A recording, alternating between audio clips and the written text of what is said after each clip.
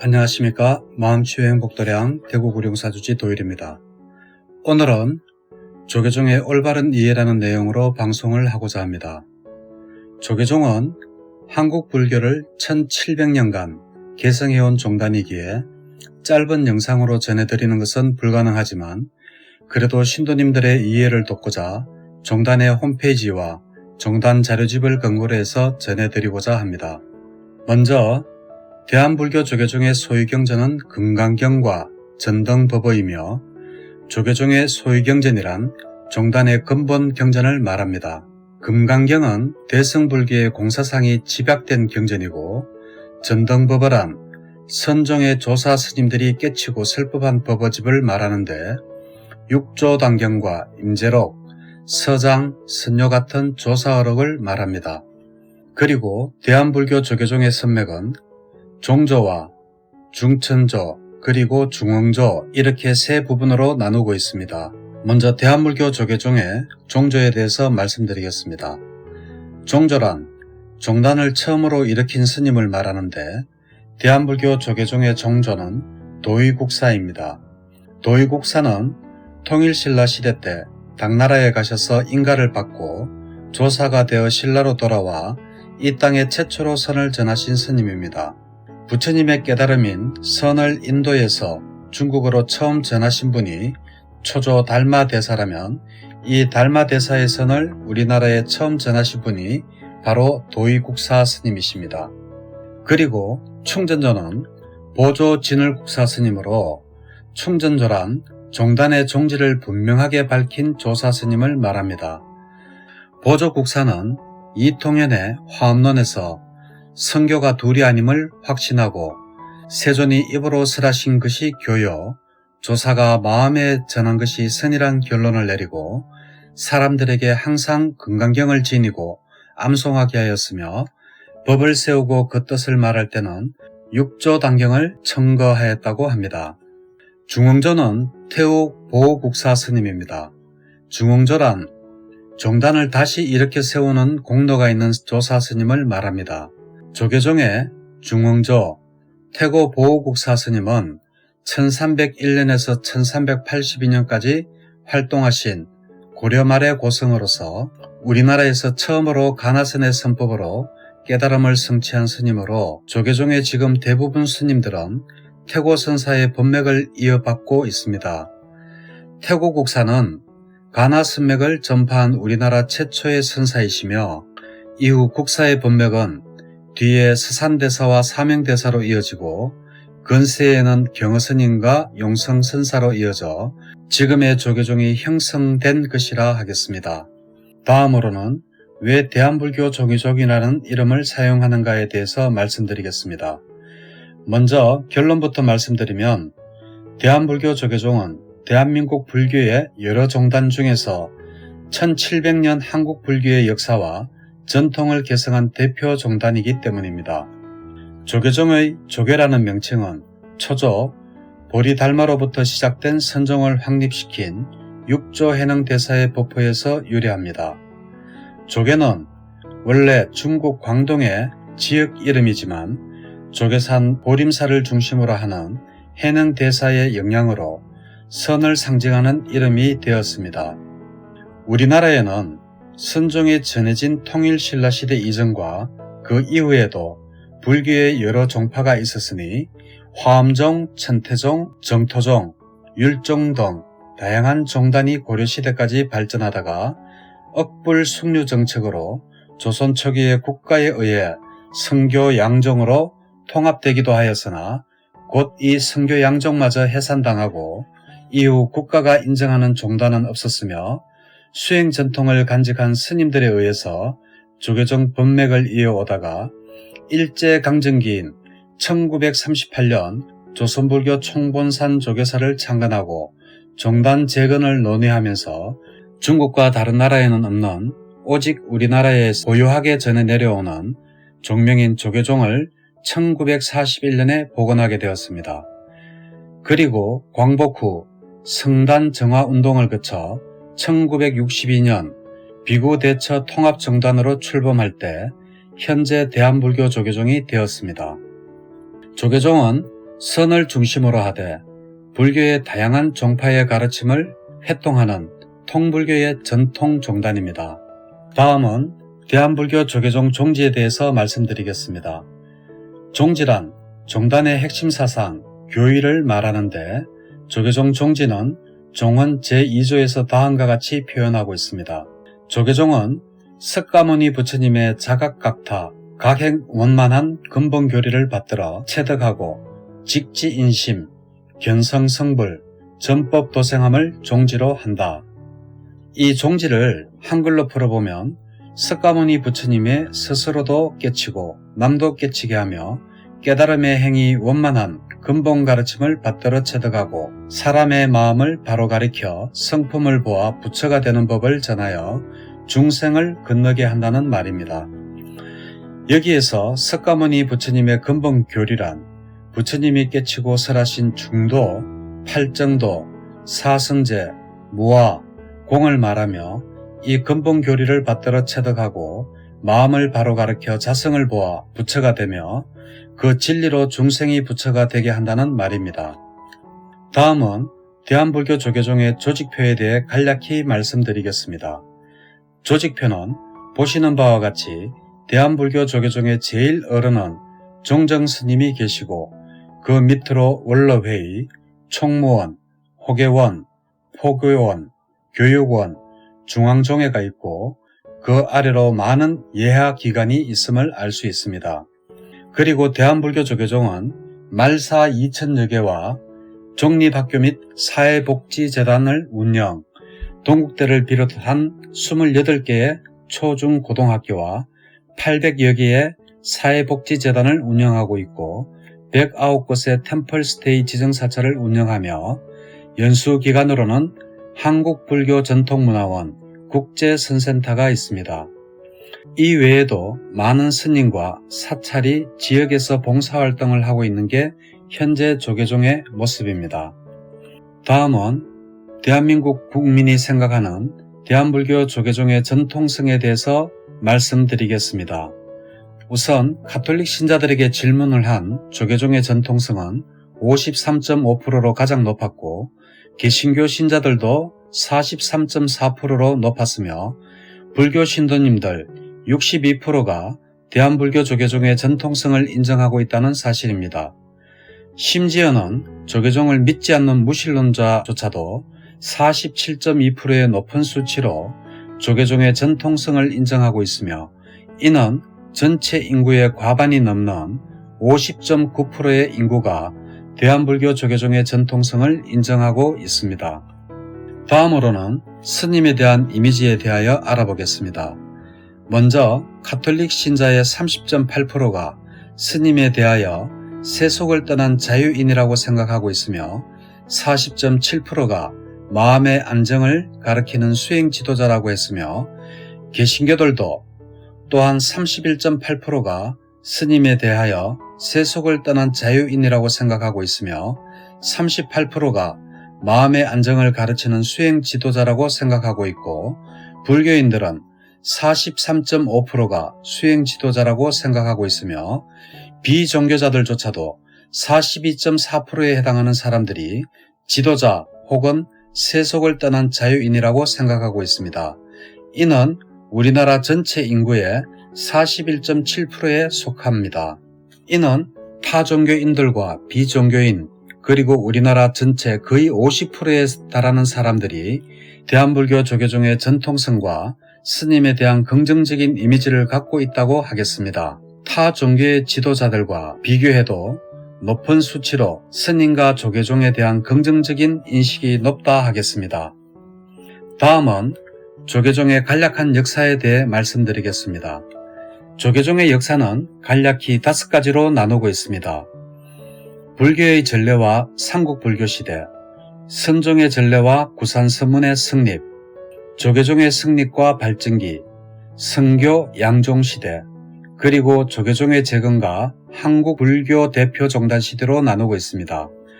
너무나 오랜 세월을 일일이 나열할 수 없어 간략히 말씀드리겠습니다.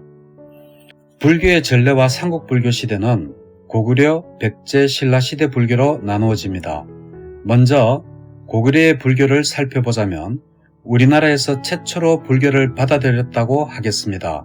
불교가 우리나라에 전해진 것은 삼국시대 초기로 삼국유사와 삼국사기의 기록에 의하면 서기 372년 고구려 소수리망 때 중국의 전진의 왕 부견이 보낸 순도 스님에 의해서 최초로 불교가 고구려에 전해졌다고 기록되어져 있습니다. 백제불교는 AD 384년에 중국 진나라 마라난타 대사가 불교를 전해주었다고 전해지며 이후 백제에는 계, 율, 학이 발전하여 일본에까지 전해주었다고 합니다.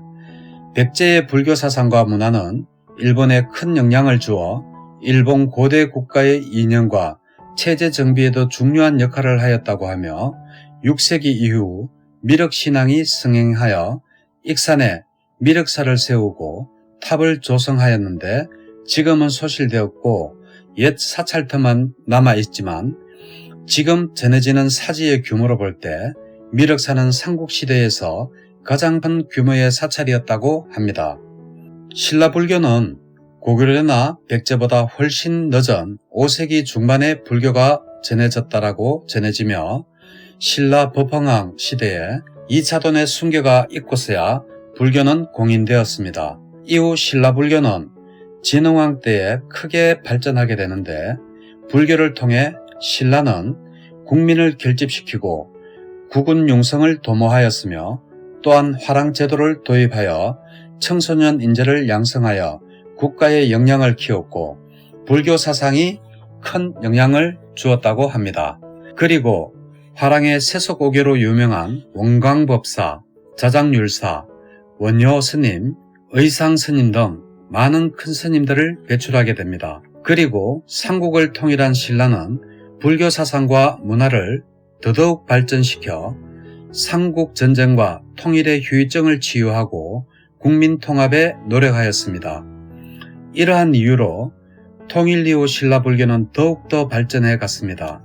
또 신라불교의 특징은 화엄과 유식 같은 불교의 교학은 한문과 경전에 의지하여 공부해야 하는 까닭에 왕실과 귀족 중에 국한되어 유행하였고 일반 국민은 불교를 아는데 한계가 있다 하여 나무아미타불을 열심히 하면 죽어 극락정토에 태어날 수 있다는 정토신앙과 관세음보살을 열심히 부르면 애군을 멀리하고 소원을 성취할 수 있다는 관음신앙 등이 일반 서민 계층의 환영을 받았습니다. 다음은 구산선문의 시대입니다. 먼저 보조선사는 신라 왕실의 후원으로 장흥가지산 보림산에서 산문을 여니 이것이 바로 구산선문 중 장자산문인 가지산문이고 홍척대사가 지리산 실상사에서 선문을 여니 이것이 바로 실상산문입니다. 그 뒤 당나라에서 선법을 체득한 선사들이 속속 신라로 돌아와 전국 각지의 산문을 여니 이것이 바로 구산선문입니다. 가지산문과 실상산문 외에도 해철선사의 독리산문, 심의선사의 복림산문, 낭해선사의 성주산문, 범일선사의 사굴산문, 절감선사의 사자산문, 지정선사의 희양산문, 이염선사의 수미산문이 가장 늦게 해주 광조사에 각각 개산하였습니다. 구산선문 이외에도 진감선사, 순지선사, 보양선사 등 선을 전파하였습니다. 구산선문의 선사들은 위로는 국왕, 아래로는 백성들에 이르기까지 두루 존경을 받았고 선사들이 입적한 뒤에도 그 덕을 추모하는 마음에서 국가적인 차원에서 부도와 탑비를 세웠다고 합니다. 조계종 성립과 발전기는 구산선문을 지나면서 더욱 발전하게 되었고 고려 중기에 구산선문 중 가지산문과 사굴산문에서 많은 고성들이 나와 선풍을 진작하다가 고려 후기에 이르면 도의국사가 전한 조사선은 태고, 나옹, 백운선사에 이르러 화두참법인 가나선으로 발전하게 되었으나 조순개국을 추진한 정치 세력은 정도전 등 신흥 사대부들이었는데 이들은 고려의 폐망 요인 중 하나가 사원과 과도한 재산과 성가의 타락에 기인하는 것으로 보아 강력한 억불 숙류 정책을 추진하였다 합니다. 태종은 집권하자마자 본격적인 불교 탄압을 시작했는데 먼저 조계종 이외에 화엄, 천태, 중도 등 11종단이 있었는데 이를 7종단으로 통합하고 사찰수도 대폭 축소하였습니다. 국사, 왕사 제도도 없앴습니다. 이렇게 하여 불교는 삼국시대에 들어와 고려 초까지 1000년 동안 역할을 하다가 조선이 개국하고 심각한 범난을 당하여 존망의 위기에 처하게 되었습니다. 다음은 성교 양종 시대로 조선시대의 불교를 말하며 불교 탄압은 강화되어 7종단이 성과 교 양종으로 통폐합되고 소속 사찰수도 축소되었습니다. 하지만 이런 억불숙류 정책에도 불구하고 하머 스님과 스산 사명대사와 같은 큰 스님들이 배출되었으며 조선 불교를 지내면서 발전시키게 됩니다. 또한 조선이 통치력의 한계를 드러내고 서양 열강과 일본이 식민지 개척에 나선 개화기에는 조용히 앞날을 내다보고 새 시대를 준비한 고성이 바로 경허 스님입니다. 스님은 동학사 강사를 하다가 강원을 파하고 혼자서 화두 창구에 전념하여 마침내 깨달았고 경허 스님은 깨달음 이후 자신의 법맥을 태고 보호국사 스님, 스산대사와 환성 지안으로 이어진 조계종 법명임을 분명히 하였습니다. 경허 스님 이후에 용성 스님이 불교 중흥에 큰 역할을 하게 됩니다. 스님은 만해 스님과 함께 불교계 대표로 3.1 독립운동에 참가하여 옥고를 치렀고 이후 경전 한글화와 참불가를 통한 불교의 대중화에 노력하고 선원에서 수선결사도 추진하여 선풍을 진잡고자 하였으나 일제는 1910년에 한국을 강점하고 총독부를 설치하여 식민 통치를 시작하였고 불교 관리를 위해 사찰령을 만들어 한국 불교를 30본사로 나눈 뒤 나머지 사찰은 그 말사로 편입시켜 총독 관장 아래 두게 됩니다. 일제의 식민지 불교 정책이 본격화되면서 일본 불교의 영향으로 대처 풍조가 한국 불교계에 스며들기 시작하였으나 한국 불교는 1600년 이상 청정 비구 비구니 성가의 전통을 지켜왔습니다.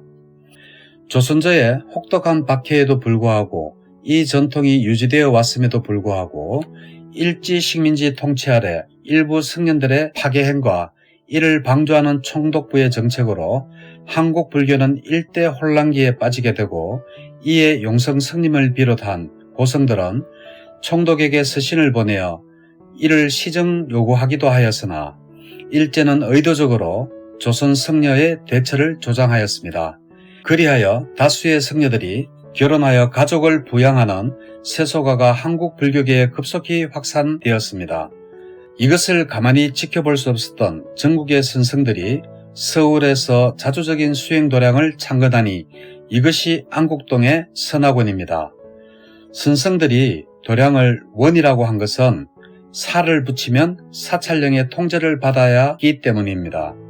1935년경 일본 불교계가 총독부와 협의하여 한국 불교를 통합하려는 움직임이 일어났는데 이에 반대하여 한국 불교 지도자들은 서울의 총본산 건립을 추진하게 되었고 1937년 30본산 주지들은 회의를 열어 월정사 주지 지암스님을 대표로 선출하고 총본산 건설을 본격화하게 됩니다.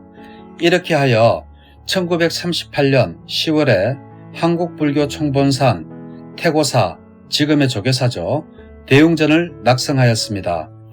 1941년에는 태고사 대웅전을 총본사로 하고 일본과 중국에는 없는 우리 고유의 종명으로 한 조선불교 조계종을 총독부로부터 인가받았으니 이것은 조선조 억불 정책으로 교단이 강제 해산된 이후 실로 수백 년 만에 합법적으로 조계종을 재건한 것입니다. 이렇게 하여 비록 일제강점기지만 한국 불교도의 오랜 수건이었던 합법적인 교단 조계종 재건이 성취되어 수행 종풍을 간직하고 전국 사찰의 재산과 문화유산 관리에 자주적인 기반을 갖추게 되었습니다. 그리고 마지막으로 조계종의 재건과 한국불교 대표종단 시대가 이어집니다. 1945년 8월 15일 일제가 항복한 후 일제강점기에 조계종을 재건하여 운영한 하남 종정스님과 지암 총무원장 등 교단 지도부는 광복이 되자 새 시대에는 새 인물에 맡겨야 한다며 자진 사퇴하였고, 교단을 인수한 지도부는 주로 대처성들이었습니다. 대처성 지도부는 교단의 개혁보다는 기득권을 유지하는 데 안주하였고, 이에 청년 불자들과 선화권의 선성들이 반발하여 불교계 안에서도 갈등이 격화되었습니다. 이러한 상황에서 광복 직후 한국 불교의 현실을 도모한 스님들이 있었으니 바로 1947년 봉암사 결사를 추진한 청담, 성철, 자운스님 등입니다. 이분들의 꿈은 오로지 부처님 법대로 사는 도량을 만들어 살아보자는 것이었는데, 이렇게 해서 물색한 도량이 구산선문 전통의 문경 희양산 봉암사였습니다. 봉암사 결사 의미는 순천대 이종수 교수의 선학 제48호에 보면 잘 나와 있습니다. 내용을 살펴보면 다음과 같습니다. 봉암사 결사는 부처님 법대로 조사님 가르침대로 살아보자는 취지에서 성철 스님과 청담 스님이 주도를 하여 1947년 가을에 시작되었다. 그러다 빨치산이 봉암사까지 침범하여 전쟁으로 치닫던 1949년 가을에 성철 스님이 봉암사를 먼저 떠나고 이듬해인 1950년 봄에 청담 스님을 비롯한 봉암사 결사에 참여했던 스님 중에 조계종 종정 4명과 총무원장 7명이 배출되었다. 봉암사 결사의 배경으로는 한국 불교 전통의 복원, 일본 불교의 배격, 성철 스님의 투철한 수행정신, 사회적 불교 신앙 등으로 정리할 수 있겠다. 수행 전통의 복원이라는 측면에서 삼국시대 이래 안그제도의 부활과 고려시대와 조선시대의 승리의 수행정신을 그대로 언급하였고, 봉암사 결사는 시대적 요청의 부응이라는 측면에서 서술하였다.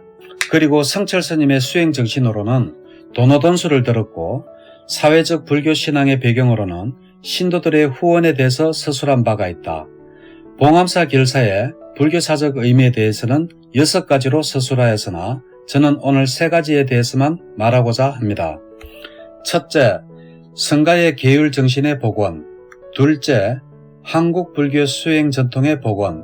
셋째, 가나선 중심의 한국 불교 정체성 확립에 봉암사 결사의 의미가 있다고 순천대 이종수 교수님이 선학 제48호지에서 말씀하셨습니다.